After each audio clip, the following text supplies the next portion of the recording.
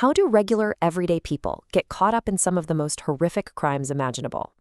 That's the really tough question we're tackling today. And the answer is a whole lot more unsettling than you might think. It really all comes back to this one disquieting idea from the political theorist Hannah Arendt.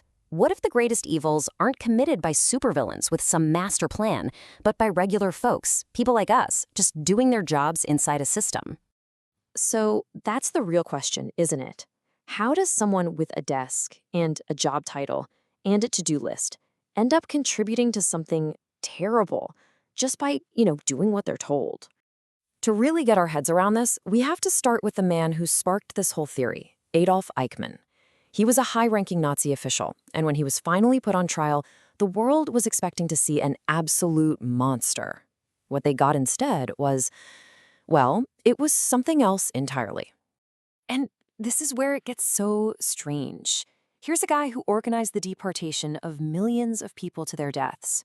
But when he's on trial for his life, he's not talking about hatred or ideology. No, he's talking about paperwork, about train schedules and efficiency and professional duty. He made it sound like this horrific operation was just a big administrative project that he was trying to do well. So Arendt was at that trial reporting on it, and this just completely struck her. She thought, what if this guy isn't some evil genius? What if he's something much, much more ordinary? This led her to come up with a phrase that's now famous for explaining this exact kind of horror: the banality of evil. Now, that doesn't mean evil is boring. Not at all. It means evil can become normal. It becomes routine. It becomes just another part of the job. It's what happens when people just stop asking if what they're doing is right and instead just focus on getting it done. So here's the absolute heart of it. For Arendt, the real danger wasn't some evil, monstrous intention in Eichmann. It was his complete and utter thoughtlessness. His inability, or maybe his unwillingness, to just stop and think about what his actions actually meant for the people on the other end of his paperwork. Okay, so if thoughtlessness is the problem, how does a system actually create it? How does a bureaucracy become this kind of machine that separates people from their own sense of right and wrong? Well, let's break down how that engine actually works. Well, it's kind of like a three-step process. First, you divide up the labor. One person fills out a form, another person drives a train, someone else files the report. Nobody feels like they're responsible for the final, awful outcome. Then you get this moral distancing. The question is no longer, is this ethical? It's, is this efficient? And finally, you make it routine. Horrible acts just become another box you have to check off before you can go home for the day. And this leads to what sociologists call street-level bureaucrats. These are the people on the front lines, right? The clerks stamping the documents, the guards enforcing the rules.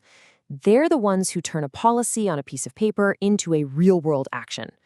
And inside that system, it becomes very easy to see harmful decisions, not as moral failures, but just as part of the job. But hold on a second. Is Arendt's theory the whole story? Is it really that simple? Well, not by a long shot. In fact, her whole idea that Eichmann was just this thoughtless paper pusher has been argued about by historians pretty much ever since. So you really have two competing pictures of this man. On the one hand, you've got Arendt's view. Eichmann was a cog in the machine, just complying, totally thoughtless. But on the other side, you've got critics who've dug into the archives and said, no, wait a minute, this guy was a passionate, hardcore anti-Semite who enthusiastically used his bureaucratic skills to push his hateful agenda. So maybe the big takeaway here is something even more chilling. Maybe bureaucracy doesn't get rid of ideology. Maybe it becomes its perfect partner. It gives extremist beliefs the structure, the process, and the cover of legitimacy to be carried out with terrifying systematic efficiency. And this is where it all becomes incredibly relevant today, because this kind of bureaucratic machine didn't just vanish in 1945. In fact, the source material we're looking at draws a direct analytical line from the systems of the Holocaust to the modern-day repression of the Uyghur people in China's Xinjiang region. Now, it is absolutely essential to be crystal clear here, just as the source material is. This comparison is analytical, not moral. We are not saying these events are the same, not at all. Think of it this way. A hospital and a prison are two very different buildings with very different purposes, but an architect can see that they both use beams and foundations and electrical wiring. We're looking at the wiring. We're exploring a similar bureaucratic logic at play in two vastly different contexts. And you can really see what that means when you look at this table. Look at the tactics. You have things like using euphemisms, softening the language. In Nazi Germany, it was the final solution. In Xinjiang, it's re-education centers. You see systemic registration to identify a population, and you see administrative processes like deportation orders or internment protocols. The language changes, the context changes, but the bureaucratic tools, they look eerily familiar. So why does any of this matter to us right here, right now? Because this idea of normalizing harm through paperwork and procedures, it's not just history.